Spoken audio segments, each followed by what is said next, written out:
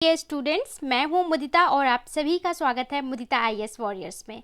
Class 9th की worksheet number 38 आज हम सॉल्व करने वाले हैं और ये वर्कशीट 30th ऑफ सितंबर 2020 की वर्कशीट है जिसे हम सॉल्व करेंगे। तो आज आपका विज्ञान का एक नया चैप्टर शुरू हो रहा है जिसका नाम है बल तथा गति के नियम। आप लोग गति तो पढ़ चुके हैं, यहाँ पे हम पढ़ेंगे बल के बारे में और गति के नियम। तो ये इस चैप्टर की पहली क्लास है, तो आपको बहुत अच्छे से केयरफुली इसको समझना है, तभी आपको सारे गति के नियम और जो ये बल का पूरा चैप्टर है ये समझ में आएगा। तो देखो, ज्ञान आ चुके हैं, जिज्ञासा भी आ चुकी हैं, आप सभी आ चुके होंगे, मुझे पूरा भरोसा है। तो चलिए चैप्टर को शुरू करते हैं। देखो, जो ज्ञान है हमारे बहुत ज़्यादा एक्साइटेड है नए चैप्टर को लेके, जैसे आप लोग हैं और वो क्वेश्चन पूछ रहे हैं। जिज्ञासा दीदी, मैंने देखा है कि जब भी मैंने खिलौने को खींचता हूँ या धक्का देता हूँ तो वह चलने लगता है। क्या हमें किसी भी वस्तु को चलाने के लिए बल लगाना ही पड़ता है? तो वो प्रश्न पूछ रहे हैं कि मैंने ऐसा देखा है कि जब भी मैं खिलौने को खींचता हूँ या धक्का देता हूँ या किसी भी वस्तु को खींचता हूँ या धक्का देता हूँ तो वो चलने लगता है। आप लोगों ने भी देखा होगा कि किसी भी खिलौने को जब आप धक्का देते हैं तो वो आगे की तरफ जाता है, या अपनी तरफ खींचते हैं तो आपकी तरफ आता है, मतलब वो चलता है। तो ये पूछ रहे हैं क्या हर चीज को, किसी भी चीज को चलाने के लिए धक्का देना यानी कि बल लगाना आवश्यक होता है? तो देखो जिज्ञासा कैसे रिप्लाई करती हैं। हाँ ज्ञान, बल्कि किसी भी वस्तु को चलाने, रोकने, गति की दिशा या आकार को बदलने के लिए हमें बल लगाने की आवश्यकता पड़ती है। तो जिज्ञासा क्या कह रही हैं कि किसी भी वस्तु को चलाने के लिए, जो आप बात कह रहे हो वो सही है, किसी भी वस्तु को चलाने के लिए, रोकने के लिए, चलाने के लिए, जैसे आप देखोगे जब गाड़ी स्टार्ट होती है तो आप एक बल लगाते हो, जो आपका देखा होगा जो ड्राइव करता है वो यहाँ पे एक फोर्स लगाता है जिसकी वजह से गाड़ी चलती है। जब रोकने के लिए, जब आपको रोकना होता है तो चाहे आप कार चला रहे हो, बस चला रहे हो, वहाँ पे एक ब्रेक अप्लाई करना पड़ता है, ब्रेक लगाना पड़ता है। तो मतलब चलाने के लिए भी बल लगाना है, रोकने के लिए भी बल लगाना है, दिशा बदलने के लिए भी रोक लगाना है। दिशा मतलब जैसे कि आप देखो कि जो आप गाड़ी चला रहे हो उसको टर्न लेना है, उसकी दिशा बदलनी है तो भी आपको एक बल लगाना पड़ता है जिससे आपका रोटेशन होता है। इसके अलावा आकार को बदलने के लिए भी हमें बल लगाने की आवश्यकता पड़ती है। आप बोलेंगे आकार कैसे बदलते हैं, आगे बताते हैं। जैसे किसी रबड़ बैंड को खींचना, ट्रॉली को ढकेलना, रबड़ बैंड को खींचना, ट्रॉली को ढकेलना, चलती कार में ब्रेक लगाकर रोकना या आटा गूंथना। इसमें क्या होता है, आकार में परिवर्तन आता है। आपने देखा होगा जो रबड़ बैंड होती है, सारी लड़कियों ने देखा होगा, जो रबड़ बैंड होती है जिसे बालों में लगाते हैं, उसका साइज़ क्या है, ये जब आप उसे स्ट्रेच करते हो तो उसका साइज़ बड़ा हो जाता है और जैसे ही उसे छोड़ते हो वो वापस इसी अपने ओरिजिनल साइज़ में आ जाता है। तो ये क्या है, जब आपने बल लगाया तो उसका आकार में वृद्धि हो गई, उसका आकार में परिवर्तन हो गया। इसके अलावा आपने उदाहरण देखा है, ट्रॉली, शॉपिंग जब करने जाते हो तो ट्रॉली लेते हो, ट्रॉली पे भी बल लगाते हैं तो वो आगे की तरफ जाता है। ठीक है, आटा गूंथना, आटा गूंथने में भी क्या प्रोसेस होता है, उसमें भी हम बल लगाते हैं जिसकी वजह से उसके आकार में परिवर्तन होता है। और एक और इसका उदाहरण हो सकता है कि जो आप रोटी बनाते हो, इसका लाइव एग्जांपल देख सकते हो कि जब रोटी बनाते हैं, ठीक है, उसका आप लोई लेते हो, वो अलग आकार का होता है और जैसे ही उस पर बल लगाते हो तो वो एक पतली चपाती बन जाती है। किसकी वजह से, जब आप उस पर इक्वल बल लगाते हो चारों तरफ से। तो ये दिखाता है कि बल लगाने से किसी चीज़ के आकार में भी परिवर्तन होता है। ये तो हो गई रोजाना की बात। अब ये बोल रही हैं जैसे किसी रबड़, ये सारी बातें इन्होंने बता दी, लेकिन कई बार वस्तु पर बहुत बल लगाने पर भी उसमें कोई गति नहीं होती। लेकिन कई बार ऐसा भी आपने देखा होगा, किसी वस्तु पर आप बहुत ज़्यादा बल लगाते हो लेकिन वो वस्तु हिलती भी नहीं है और ना ही उसमें कोई गति होती है। क्या आप मुझे इसका एक उदाहरण दे सकते हो? आप इसका उदाहरण ये दे सकते हो कि अगर आप दीवार पे बल लगाओ, ठीक है, दीवार पे, अपने घर की दीवार पे बल लगाओ, क्या दीवार हिलेगी, पड़ोसी के घर में चली जाएगी? नहीं जाएगी, वो वैसे ही रहेगी। ठीक है, तो वहाँ पे आपका दीवार नहीं हिलेगा। इसको आप करके भी देख सकते हो। ठीक है, दीवार पे आप एक जना बल लगाओ, भाई बहन मिलके लगाओ तो भी वो नहीं हिलेगी।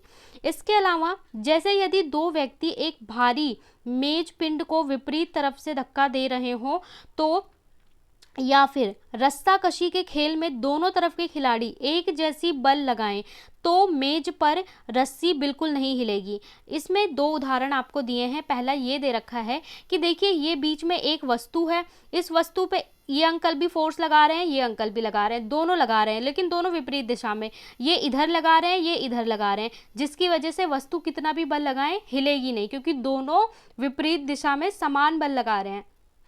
दूसरा क्या है, रस्सी के खेल में।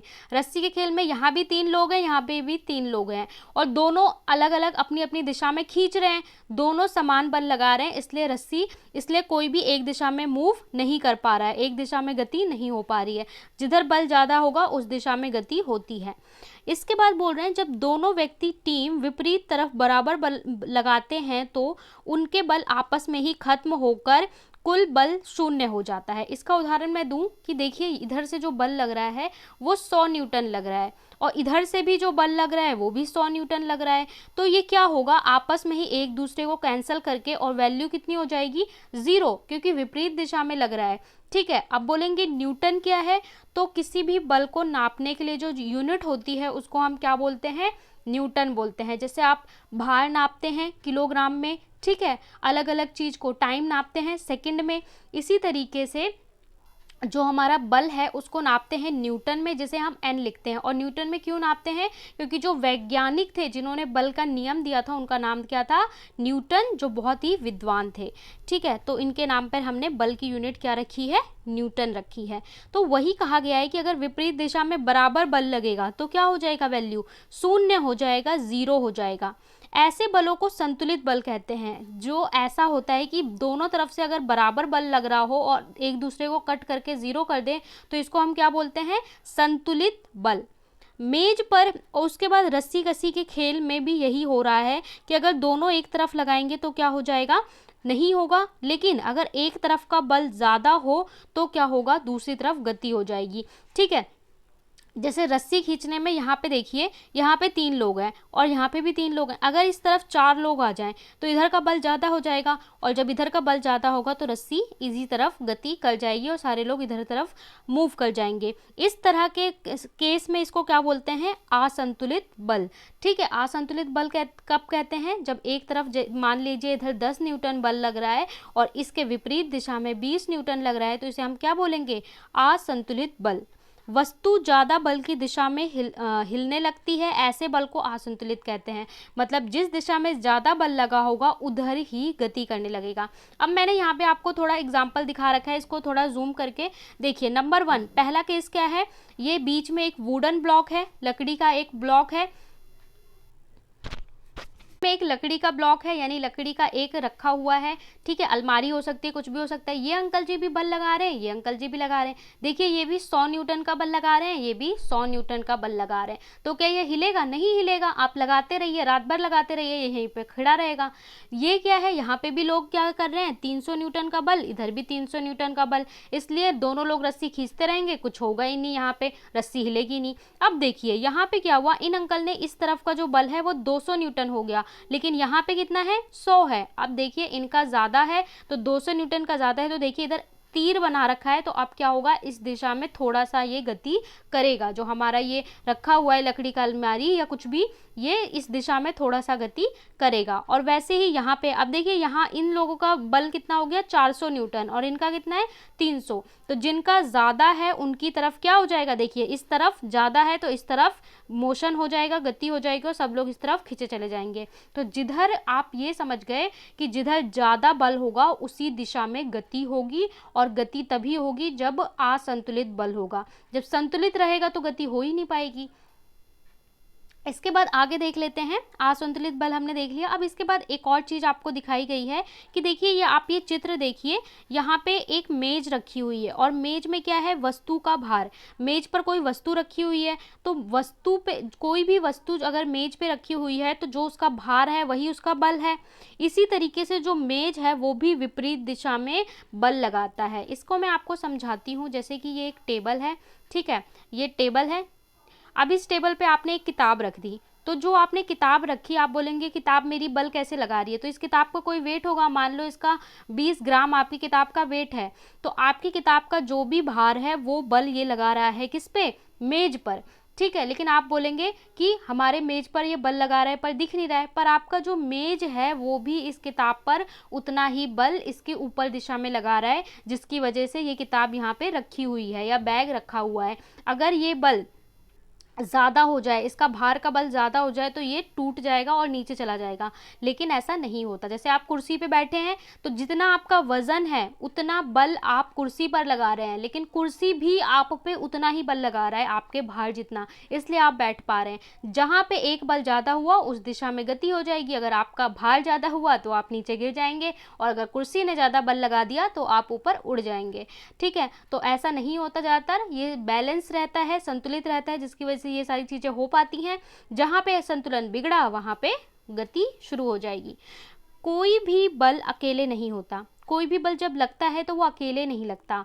ठीक है, बल हमेशा जोड़े में होता है, यानी एक बल अगर लगेगा तो उसके साथ एक और बल होगा, उसका नाम क्या है हम देखते हैं। ये दोनों बल हमेशा विपरीत दिशा में होते हैं, मतलब अगर आप कोई बल इस दिशा में लगा रहे हैं तो एक और बल होगा जो उसकी उल्टी दिशा में लगेगा, वो आप लगा नहीं रहे हैं, वो अपने आप लगेगा। आप इधर पूरब की तरफ एक बल लगा रहे हैं तो पश्चिम की तरफ एक बल लगेगा, वो आपको दिखेगा नहीं पर वो होगा। जब भी दोनों में से एक बल दूसरे से ज़्यादा होता है तो ही गति होती है। ठीक है, जब तक ये दोनों बल एक दूसरे के बराबर हैं तब तक वो वस्तु संतुलित रहेगी। जैसे ही किसी एक बल की वैल्यू ज़्यादा होगी उस दिशा में गति हो जाएगी। घर्षण बल गति के विपरीत दिशा में लगता है। तो देखिए, ये जो आपका बल है जो आप लगा रहे हैं, इसके विपरीत दिशा में एक बल लगेगा, ये बल आप लगा रहे हैं, ठीक है, फोर्स आप लगा रहे हैं, और इसके विपरीत दिशा में आपको पता है हमेशा एक बल लगेगा जिसका नाम क्या है, घर्षण। याद कर लो, जिस दिशा में आप बल लगाओगे उसके विपरीत दिशा में घर्षण लगता है, और घर्षण अपने आप लगता है, चाहे तो आप लगा के देख लो। ठीक है, अभी मैं आपको एग्जांपल दूंगी। जब भी आप कोई लगाते हो उसके विपरीत दिशा में घर्षण लगता है। जब तक वस्तु पर लगाए जाने वाले बल उसके घर्षण बल से अधिक होता है, उसे असंतुलित नहीं करेगा, तब तक वस्तु नहीं हिलेगी। तो मतलब जब तक घर्षण बल ज़्यादा नहीं होगा तब तक वस्तु असंतुलित नहीं होगी और वो वैसे ही रहेगा। अब आप बोलेंगे घर्षण बल का हम इस्तेमाल कहाँ करते हैं, कैसे होता है, तो मैं आपको एग्जांपल दूं कि जो आपकी स्लीपर्स होती हैं, चप्पल होती हैं, चप्पल में इस तरीके से आपने देखा होगा नीचे डिज़ाइन बना होता है, वो क्यों बना होता है, क्योंकि वो घर्षण के लिए बना होता है। जो आपकी रोड होती है, रोड को ऐसे रफ क्यों बनाते हैं, घर्षण के लिए बनाते हैं, क्योंकि जब आप चलते हो, ये आपकी रोड है, रोड पे जब आप चलना शुरू करते हो बेटा, तो जब आगे की तरफ चलते हो तो आप पैर से बल लगा रहे हो रोड पे, और ये जो रोड है ये आप पे घर्षण का बल लगा रही है उल्टी दिशा में। आप चल रहे हो इस दिशा में, आप बल लगा रहे हो, और रोड आपको इस दिशा में, इसके विपरीत दिशा में घर्षण बल लगा रही है, जिसकी वजह से आप आगे चल पा रहे हो, क्योंकि आपका लगाया हुआ बल ज्यादा है। ठीक है, और वही आपने देखा है कि जब आपकी जो चप्पल है वो प्लेन हो जाती है, पुरानी हो जाती है, आप बोलते हो स्लिपरी हो गई, तो क्या होता है, तब घर्षण कम हो जाता है, और उसकी वजह से क्या हो जाता है, घर्षण कम हो जाता है और आप फिसल के गिर जाते हो। ठीक है, तो यहाँ पे क्या हो जाएगा, जब घर्षण कम हो जाएगा फिर आपका फोर्स जो है वो उल्टा काम करेगा और आप गिर जाओगे। इसीलिए आपने देखा होगा कि जो रोड पे जितनी भी चीज़ें चलती हैं उन्हें घर्षण के लिए इस तरीके से बनाया, जैसे गाड़ियों के जो टायर होते हैं, टायर आपने देखा होगा इस तरीके से, तो वहाँ उसमें भी ऐसे ऐसे डिज़ाइन बनाया जाता है। क्यों बनाया जाता है, क्योंकि घर्षण के लिए, जिससे वो घर्षण कर सकें। इसके बाद बोला है किसी भी पिंड पर लगने वाला असंतुलित बल उसे गति प्रदान करता है। किसी भी वस्तु पर, पिंड पर जब असंतुलित बल लगता है तो वो उसे गति प्रदान करता है। तो ये आपको समझ में आ गया। आज हमने बल के बारे में पढ़ा। बल के विपरीत दिशा में एक बल होता है जिसको घर्षण कहते हैं, घर्षण अपने आप लगता है। बल अगर दोनों दिशाओं में सेम होगा तो उसकी वैल्यू 0 हो जाएगी और वो संतुलित होगा। जब एक ज़्यादा होगा एक कम होगा तो वो असंतुलित होगा। और हमेशा गति करने के लिए हमें कौन सा बल चाहिए, ये वाली कंडीशन, यानी असंतुलित, जिस पे एक तरफ 10 हो तो एक तरफ 15 हो। ठीक है, अब आपके क्वेश्चंस देख लेते हैं। पहला प्रश्न दिया है बल क्या क्या कार्य करता है, उदाहरण सहित लिखिए। प्रश्न नंबर 2 है घर्षण बल किस दिशा में कार्य करता है, मैंने अभी आपको बताया। क्या किसी वस्तु को गति देने के लिए उस पर बल लगाना जरूरी है, पूछ रहे हैं, आप सोचकर बताएंगे। फर्श पर लुढ़काई गई गेंद और कारपेट पर लुढ़काई गई गेंद में से कौन सी गेंद पहले रुकेगी और क्यों। एक गेंद को आपने फर्श पे लुढ़काया, एक को कारपेट या कालीन पे या गलीचे पे। ठीक है, और 5वें प्रश्न में बोला है दिए गए चित्र में तीर ए और तीर बी क्या दर्शा रहा है। तो चलिए आंसर्स देख लेते हैं। पहले प्रश्न में पूछा है बल क्या क्या कार्य करता है, उदाहरण सहित लिखिए। तो आपको लिखना है किसी भी वस्तु को चलाने, रोकने, गति की दिशा में परिवर्तन करने या आकार को बदलने के लिए बल की आवश्यकता होती है। उदाहरण, जब हम किसी गेंद को धक्का देने की कोशिश करते हैं तो वह गेंद पर लगने वाले बल के कारण होता है जो उसकी गति को बदल देता है। ठीक है, तो बल को करने के लिए क्या क्या चीज़ें चाहिए, मतलब बल से क्या क्या चीज़ें होती हैं, किसी भी वस्तु को चलाने, रोकने, दिशा में परिवर्तन, ये सारी चीज़ें होती हैं। उदाहरण क्या है, कोई बॉल है, ठीक है, जब बॉल पे आप बल लगाते हो, धक्का देते हो, तभी तो वो आगे की तरफ मूव करती है, आगे की तरफ बढ़ती है, और जिस दिशा में धक्का देते हो उसी दिशा में बढ़ती है। दूसरा प्रश्न बोला है घर्षण बल किस दिशा में कार्य करता है। तो आपको पता है घर्षण बल गति के विपरीत दिशा में कार्य करता है। जिस दिशा में आपने बल लगाया है और गति कर रही है वस्तु के विपरीत दिशा में, ठीक है, गति करने के विपरीत दिशा में घर्षण बल लगता है। तो ये पहला और दूसरा आंसर हो गया, स्क्रीनशॉट ले सकते हैं। तीसरे प्रश्न में बोला है क्या किसी वस्तु को गति देने के लिए उस पर बल लगाना जरूरी है, सोचकर बताइए। तो ये बोला है कि सच में बल लगाने की जरूरत है किसी पे गति करने के लिए। तो आप बोलेंगे हाँ, किसी भी वस्तु को गति देने के लिए उस पर बल लगाना जरूरी होता है, क्योंकि बिना बल लगाए कोई भी वस्तु गति नहीं कर सकती, ना ही किसी वस्तु को गति से रोका जा सकता है बिना बल लगाए। तो मतलब बल गति करने के लिए और गति से रोकने के लिए भी बल लगाना आवश्यक होता है। ठीक है, अब कोई भी एग्जाम्पल देख लो, आपकी गेंद रखी हुई है, वो कब तक रखी रहेगी, जब आप उस पर बल लगाओगे तभी तो वो मूव करेगी, जब तक बल नहीं लगाओगे वो रखी रहेगी। ठीक है, और जो बल मतलब चल रही है, बॉल जा रही है, उस पर जब आप बल लगाओगे तभी वो रुकेगी। ठीक है, ऐसा आप किसी भी चीज़ का एग्जाम्पल दे सकते हो और उसे अपने आसपास देख भी सकते हो। प्रश्न चौथे में बोला है फर्श पर लुढ़काई गई एक गेंद और कारपेट पर लुढ़काई गई एक गेंद में से कौन सी पहले रुकेगी। देखो, आपको दो बॉल लेनी है, एक है आपके फर्श पे, जहाँ पे फर्श हो जमीन पे, वहाँ पे उसे लुढ़काना है, और दूसरी बॉल आपको क्या करनी है, कारपेट पे। घर पे गलीचे बिछे होते हैं तो उस कारपेट पे आपको उस बॉल को लुढ़काना है, और दोनों को सेम टाइम पे, यानी दोनों को 5 बजे एग्जैक्ट टाइम देखो, एक टाइम पे ही दोनों को लुढ़काना है। तो क्या होगा, कौन सी पहले रुकेगी। तो आंसर है कारपेट पर लुढ़काई गई गेंद पहले रुकेगी, क्योंकि कारपेट और गेंद के बीच घर्षण बल कारपेट की खुरदरी सतह के कारण अधिक होता है। आपको पता है जो कारपेट होता है वो खुरदुरा होता है और फर्श जो होता है वो प्लेन होता है, तो खुरदुरी सतह के कारण उस पर घर्षण ज़्यादा होगा, तो उस पर घर्षण बल ज़्यादा होगा, इसलिए बॉल जल्दी रुक जाएगी, तथा फर्श और गेंद के बीच घर्षण तुलनात्मक रूप से कम होगा। तो समझ गए, कौन सी बॉल रुकेगी, कारपेट वाली पहले रुकेगी। तो ये आप करके भी देख सकते हो, बहुत इजी एग्जांपल है। ठीक है, ये थर्ड और फोर्थ का आंसर हो गया। चलते हैं फिफ्थ पे।